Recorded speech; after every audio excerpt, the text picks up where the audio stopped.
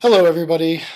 Just some brief thoughts on NaNoWriMo and book and writing snobbery.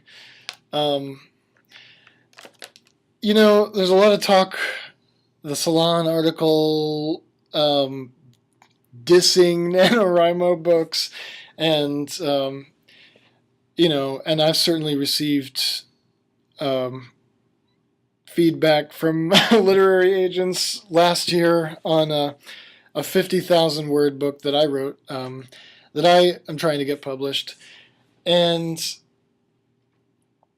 what do I have to say about this? Oh yeah, somebody posted on Twitter today, and I respect this. It may just be out of frustration, his own frustration in writing, or his own pace, which is obviously different for different people and different at different times. Um, but someone tweeted this morning something about why do they call it National Novel Writing Month? The most you can get in a month is notes.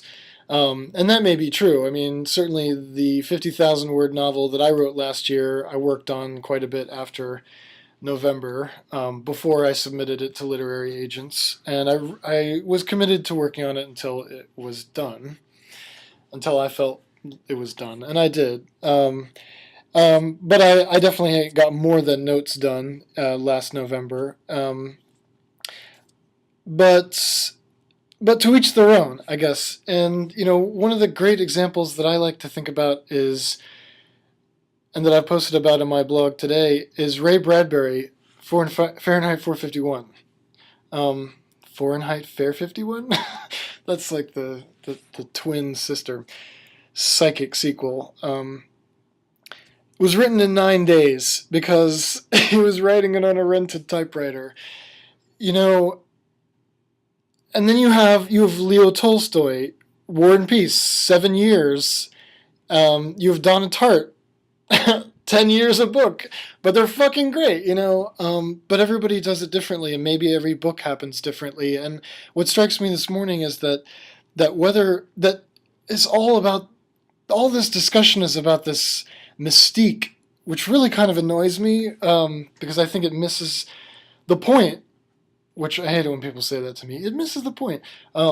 But to me, the point is just the simple, pure action of writing. There's all this other thought that goes along outside it, and that's good and well. And, I'm poor. I'd love to make some money off of this or something else, So, of course, we think about the other parts of it, and, whether it's at a school dance or in a job or in writing, we think about popularity. We think about what other people think of us. It's probably necessary for survival, but it's not about the length. All these discussions will approach the length of a certain book being the length of its writing from the point of view of mystique. Like, oh my God, Donna Tartt, her process must be amazing because it takes her 10 years to write a book. And I suspect it is, but there's the same level of mystique when you talk about Ray Bradbury. I mean, how did he write Fahrenheit 451 in 9 days? It's equally as mystical. But yet the evidence is completely different. Is it mystical because it takes a writer 10 years to write a book, or 7 years, or is it mystical because it only took them 9 days?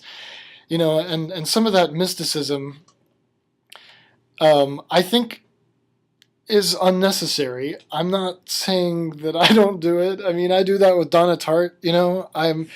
I'm totally mystified by her books. She's one of the only writers that I've made a point to go see speak when she's spoken years ago. So I have that same kind of mysticism for some current writers and some historical writers. But it just strikes me as funny that when we talk about the length of writing process, that we're just like the character in that remake of Great Expectations who says, do you charge for your work by the inch or by the hour?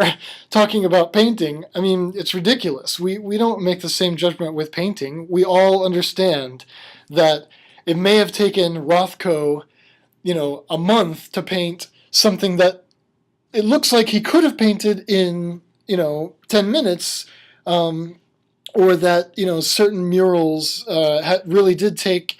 It's easy for us to understand how certain murals took figurative murals took forever to paint because there's so much real to life detail in them. But yet we totally understand that Basquiat, some of his paintings were done incredibly quickly and they're still worth just as much. It's just funny to me that in the visual art world, which is, it is an area where there's a complicated relationship between a hard to discern relationship between what the product looks like and how long it took to make it. But people understand that in visual art in a way that, and poetry even, in a way that they don't seem to in prose writing, because prose writing does have so many words. And I think there is probably a maximum limit to which you can crunch down prose writing, um, but with the technology that exists now, it's not surprising that people write books more quickly than they used to. We probably read quicker than we used to too, because even though you can lament the downfall of text, but people are with internet technologies reading quite a bit. It's a different. The chunks that we read in are different, and our attention span is different. All right, this is dragging on. I'm gonna fucking edit this bitch. But yeah, basically that's it. I'm just saying, let's just each do our own thing. And if you write notes in November, then that's great. If the choice for you was between writing no notes and writing notes in November, then it's National Notes Writing Month. And if the choice for you was, by the 14th to have written your 50,000 words, then good for you. It's great. People are writing, people are thinking about text. We could be, blowing up fucking Nagasaki. That's another thing people do with their time.